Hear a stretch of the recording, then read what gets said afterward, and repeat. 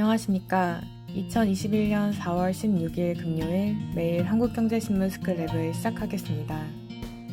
오늘의 주요 뉴스 요약입니다. 첫 번째 기사는 가상자산 투자에 이어 가상자산을 은행 예금처럼 활용하는 투자 상품이 시중 자금을 급속히 빨아들이고 있다는 소식입니다. 이들 시장이 무섭게 달아오르는 배경에는 부동산, 주식 등 제도권 투자보다 가상화폐 투자가 높은 수익을 올릴 수 있을 것이라는 기대감이 깔려 있습니다. 아울러 정부가 가상자산 업계를 규제의 사각지대로 방치한 것도 주요 원인으로 꼽히고 있습니다. 법망을 피해 가상자산 관련 유사 수신이나 불법 다단계 사기 등을 저지르는 업체도 많아졌습니다.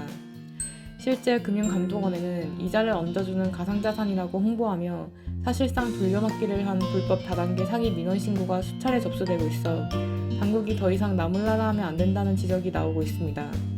정부는 현재 가상자산을 법정 화폐나 금융 투자 상품으로 볼 수 없다는 방침을 견지하고 있습니다.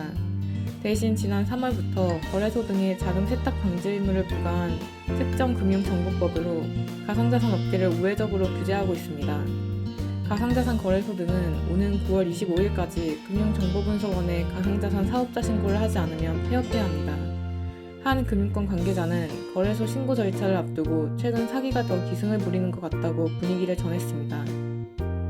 두 번째 기사는 6월부터 수도권과 광역시, 세종시, 도의 시 지역에 있는 주택의 보증금이 6천만 원을 초과하거나 월세가 30만 원을 넘기는 임대차 계약을 맺으면 30일 내에 지자체에 신고해야 한다는 소식입니다. 임대차 3법 중 하나인 전월세 신고제가 올 6월 1일부터 시행되기 때문입니다. 전월세 신고제를 통해 모인 임대차 가격과 기간, 계약 갱신율 등 임대차 시장 정보는 투명하게 공개되어 국민의 임대차 물건 검색 등에 활용됩니다. 국토부는 11월부터 계약 금액, 계약일, 계약 갱신, 갱신 계약 시 임대료 증가액 등 임대차 데이터를 시범 공개할 예정입니다. 이를 통해 임대소득 데이터베이스가 만들어질 수 있지만 정부는 제도가 임대소득 과세를 위한 것은 아니며 이에 활용할 계획도 없다고 강조하고 있습니다.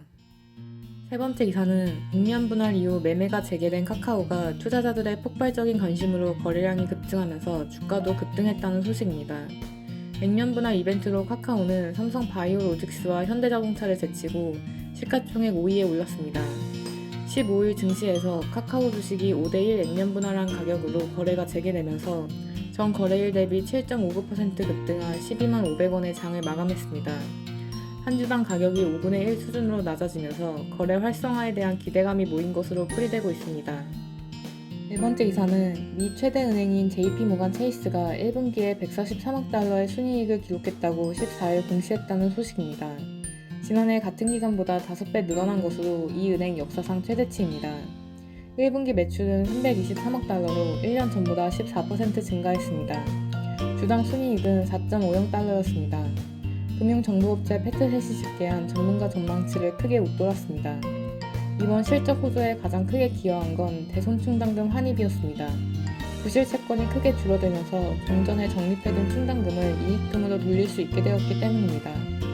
이 은행은 팬데믹 발생에 따라 작년 1분기에만 68억 달러를 추가 충당금으로 적립했습니다. 월스트리트 저널에 따르면 JP모간을 포함한 미국 주요 은행의 충당금 적립액은 작년 말 기준 2,366억 달러로 1년 전보다 2배가량 급증했습니다. 경기 호조 덕에 올해 은행권이 고루 혜택을 받을 것이라는 전망이 나오는 배경입니다. 그럼 이상으로 오늘의 매일 한국경제신문 스크랩을 마치겠습니다. 들어주셔서 감사합니다.